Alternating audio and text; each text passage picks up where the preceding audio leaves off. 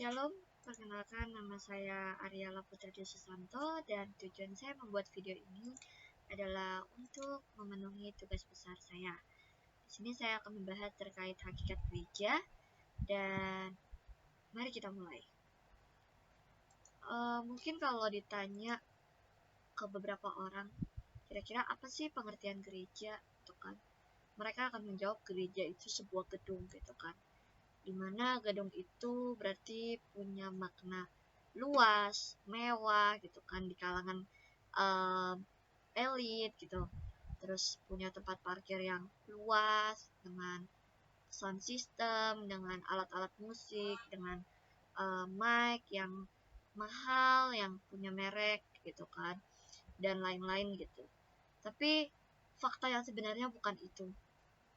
Dan selain itu juga gereja punya banyak pengertian. Kayak misalnya ada gereja Yesus Kristus, ada gereja Sidang Jemaat Allah, ada gereja para rasul, ada gereja Bethel Indonesia, dan lain-lain. Bahkan ada beberapa gereja yang menganggap bahwa dirinya yang paling benar dan menganggap gereja lain itu salah gitu. Dialah adalah salah satu gereja yang paling benar gitu. Padahal hakikat gereja itu sudah Tuhan jelaskan di dalam 1 Korintus 1 ayat 11 sampai 17, di mana Tuhan mengatakan bahwa pada dasarnya sebuah gereja adalah hanya satu, karena gereja itu persekutuan di mana orang-orang yang telah dipanggil keluar dari kegelapan kepada terangnya. Terangnya ini di sini huruf besar, berarti pertanda terangnya Allah gitu, Allah yang ajaib gitu, untuk dijadikan miliknya. Nyanya di sini juga besar, berarti orang-orang yang dipanggil dari kegelapan menuju terangnya Allah yang ajaib untuk dijadikan Allah miliknya. Nah, tentu hal ini juga tampak nyata di dalam pengakuan iman gereja yang menyebutkan aku percaya satu gereja yang kudus dan am. Nah, di dalam pengertian ini ada beberapa pengertian gereja juga. Yang pertama itu kita tahu eklesia, di mana eklesia ini berasal dari bahasa Yunani yang artinya ek atau keluar, dan kaleo itu memanggil. Dari istilah ini kita juga dapat istilah yaitu gereja yang berasal dari bahasa Portugis dan memiliki arti persekutuan orang-orang yang telah dipanggil keluar daripada kegelapan kepada terangnya yang ajaib, di dalam 1 Petrus 2 ayat 9. Nah, selanjutnya ada istilah kuraikon atau kuraike. Ini berasal dari bahasa Yunani yang memiliki arti milik atau kepunyaan Allah, di mana dari kata ini kemudian kita memperoleh sebuah kata lain, yaitu church dalam bahasa Inggris, kerk dalam bahasa Belanda, dan Kirche dalam bahasa Jerman. Walaupun dari yang tadi sudah dijelaskan hanya hakikatnya gereja hanya ada satu, tetapi gereja bisa dipahami dalam sebuah pengertian, yaitu gereja secara universal, yaitu gereja di seluruh dunia.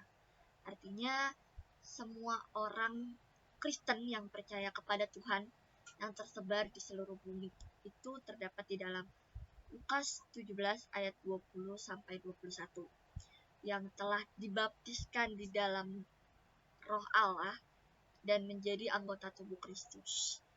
Artinya begini teman-teman, setiap orang Kristen yang merasa sehati, seperasaan, dimanapun mereka berada di seluruh penjuru bumi ini, dimanapun mereka berada, dimanapun mereka tinggal, dimanapun ada sebuah gereja, ada orang Kristen yang teraniaya, kita pun di situ pula juga kita akan merasa hal yang sama. Di situ pula hati kita berada. Di situ pula kita ikut merasa kesedihan dan penderitaan yang mereka sedang alami, atau mungkin bisa disebut dengan sepenanggungan. Nah, di mana terdapat sebuah pertumbuhan gereja, di mana ada sebuah gereja yang terlibat pelayanannya begitu luar biasa Tuhan memakai, Di situ juga kita ikut bersukacita, di mana ada banyak orang yang boleh diselamatkan, jiwa-jiwa yang boleh diselamatkan. Di situ juga kita boleh ikut bersukacita dan ikut merasa melayani. Nah, dalam kedua pengertian ini kita berbicara tentang gereja yang yaitu kalotikus atau umum artinya. Di dalam pengertian ini menunjukkan adanya suatu gereja yang universal sedunia bagi semua orang, di mana gereja ini dipahami sebagai kelompok orang-orang yang percaya, yang berkumpul di satu tempat tertentu untuk memuji memuliakan Allah. Di sini terdapat di dalam Kisah Para Rasul 8 ayat 21.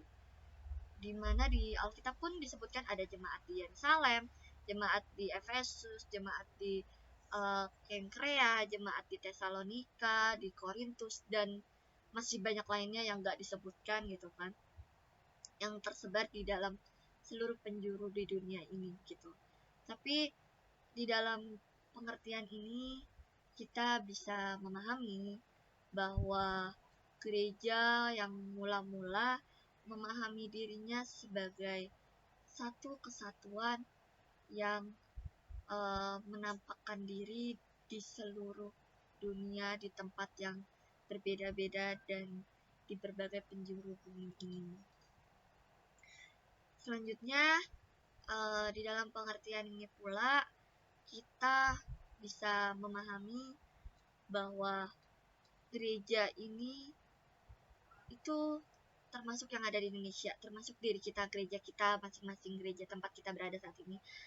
Contoh di Indonesia ada gereja Kristen Indonesia, ada gereja Kristen Jawa, ada gereja Bethel Indonesia, gereja Sidang Jemaat Allah, dan gereja Indonesia bagian barat, gereja Baptis gitu, gereja Pentakosta, gereja Advent, dan lain-lain gitu, yang banyak tersebar di seluruh Indonesia khususnya. Nah, di dalam Alkitab sendiri kita bisa memahami bahwa gereja ini juga dipakai untuk merujuk kepada orang-orang yang percaya secara individu, yang yang percaya kepada Tuhan. Dan ada pula istilah yang digunakan untuk mendefinisikan gereja. Yang kita tahu itu gereja itu bangunan Allah. Maknanya di sini bangunan itu bukan dalam konteks gedung, tidak, tapi menggambarkan keberadaan gereja, di mana Kristus sendiri merupakan batu karangnya, batu penjurunya, fondasinya dari bangunan ini. Ini tertuang di dalam Matius 16 ayat 28. Dan yang kedua itu ada istilah dari tubuh Kristus. Apa sih makna tubuh Kristus ini? Nah, tubuh ini kan satu kesatuan di antara kepala dan juga tubuh. Kristus ini didefinisikan, diibaratkan sebagai kepala. Dan setiap jemaat atau orang-orang yang percaya kepada Tuhan didefinisikan sebagai tubuh. Artinya, gereja ini di bawah pengawasan Kristus dan satu kesatuan Kristus. Kita sebagai orang yang percaya merupakan bagian dari tubuh Kristus, dan kepala kita sendiri adalah Kristus. Kita tahu bahwa tubuh ini tidak bisa dipisahkan, sehingga gereja sebagai tubuh Kristus ini memiliki pengertian bahwa gereja adalah suatu persekutuan yang setiap anggotanya terpanggil untuk mengutamakan kepentingan yang lainnya. Yang berarti setiap anggota harus solider, harus sepenanggungan, harus merasakan sepenanggungan, merasakan apa yang dirasakan saudara seiman lainnya. Selanjutnya ada istilah mempelai wanita. Di sini bukanlah bermakna pengantin, tapi di sini gereja mempelai wanita itu memiliki makna gini. Gereja diharapkan memiliki rasa setia kepada Tuhan, kepada Kristus. Di dalam Yakobus 4 ayat 4, untuk bisa selalu siap memasuki pernikahan yang kudus bersama Kristus. Hal ini tertuang di dalam Wahyu 19 ayat 7-8. Lalu yang selanjutnya ada kawanan domba Allah. Artinya di sini gereja dan jemaat adalah kawanan domba Allah yang tentunya harus taat kepada Allah. Allah ini diibaratkan gembala, sedangkan kita, orang-orang yang percaya kepada Tuhan, diibaratkan sebagai kawanan domba Allah. Bila tidak, kita harus menuruti gembala kita agar tidak tersesat gitu. Sama seperti istilah di Alkitab, domba yang hilang. Supaya kita tidak menjadi domba yang hilang, kita harus mengikuti kepala kita. Selanjutnya ada sifat-sifat gereja. Apa aja sih sifat-sifat gereja itu? Dimana gereja adalah persekutuan. Alkitab menggambarkan bahwa gereja adalah anggota keluarga Allah di dalam Efesus 2 ayat 19. Gereja harus hidup yang memupuk persekutuan dengan Allah. Artinya ini, di tengah perbedaan kita di Indonesia yang terdiri dari beragam suku, ras, dan lain-lain, itu harus kita hilangkan. Bangsa, bahasa di seluruh penjuru dunia ini, kita harus menghilangkan berbagai perbedaan itu. Lalu yang kedua ada gereja sebagai persekutuan kemuritan. Artinya gereja adalah sebuah persekutuan yang dimana orang-orang yang secara pribadi dan sukarela mengikat dirinya dengan Kristus dan menjadikan Kristus sebagai Tuhan dan Juru Selamatnya gitu. Mereka yang secara sukarela mempelajari setiap apa yang Tuhan perintahkan, apa yang sudah Tuhan ajarkan, dan mengaplikasikannya dalam kehidupan sehari-hari, sehingga kita boleh menjadi cermin untuk orang-orang, berkat untuk orang-orang di sekitar kita dengan mengaplikasikan pembelajaran Kristus dalam kehidupan kita. Nah, selanjutnya ada istilah gereja adalah kudus. Gereja adalah kudus ini maknanya Allah sendiri telah berkenan menguduskan gereja, menguduskannya. Kekudusan gereja ini ditentukan oleh kesetiaan untuk hidup yang berpegang kepada perintah-perintah Allah, kepada perintah-perintah Tuhan di dalam Ulangan 28 ayat 9. Nah, di mana tugas dan panggilan gereja ini telah disinggung di depan, bahwa orang Kristen dimanapun berada, mereka harus saling merasakan sukacita yang dialami oleh orang-orang Kristen di tempat yang berbeda. Sama halnya ketika ada gereja lain yang berkembang secara khususnya di daerah-daerah kecil, terpencil di Indonesia, kita harus merasakan sukacita. Dan ketika ada gereja yang mendapatkan perlakuan kurang baik, kita pun juga akan merasa sepenanggungan. Nah, ini bisa kita sebut sebagai panggilan untuk bersekutu atau koinonia, di mana persekutuan ini telah dikaruniakan Tuhan yang harus dipelihara dengan kebaktian, dengan pelayanan, dengan sakramen, dan juga pengembalaan dan pelaksanaan disiplin gereja di dalam Matius 16 ayat 19. Nah, selanjutnya sebagai tubuh Kristus, kita gereja, kita orang-orang percaya yang merupakan bagian dari gereja, mempunyai suatu panggilan khusus, seperti halnya ketika Tuhan datang ke dunia ini, itu enggaklah sia-sia, enggaklah cuma-cuma, tapi melainkan Tuhan datang ke dunia ini untuk melayani, bukan untuk dilayani teman-teman. Tuhan datang ke dunia ini, melainkan Tuhan datang ke dunia ini untuk melayani di dalam Markus 10 ayat 45. Demikian gereja pun hadir bukan untuk kepentingan dirinya sendiri, bukan untuk kepentingan orang-orang percaya saja, melainkan kepentingan seluruh umat manusia tanpa memandang ras, suku, agama, bangsa, dan lain-lain. Inilah panggilan yang kita sebut sebagai diakonia atau melayani. Setiap orang-orang yang sudah percaya, orang-orang yang terlebih dahulu telah menerima anugerah, telah menerima berkat daripada Tuhan, kasih karunia daripada Tuhan, kita harus meneruskannya kepada orang lain.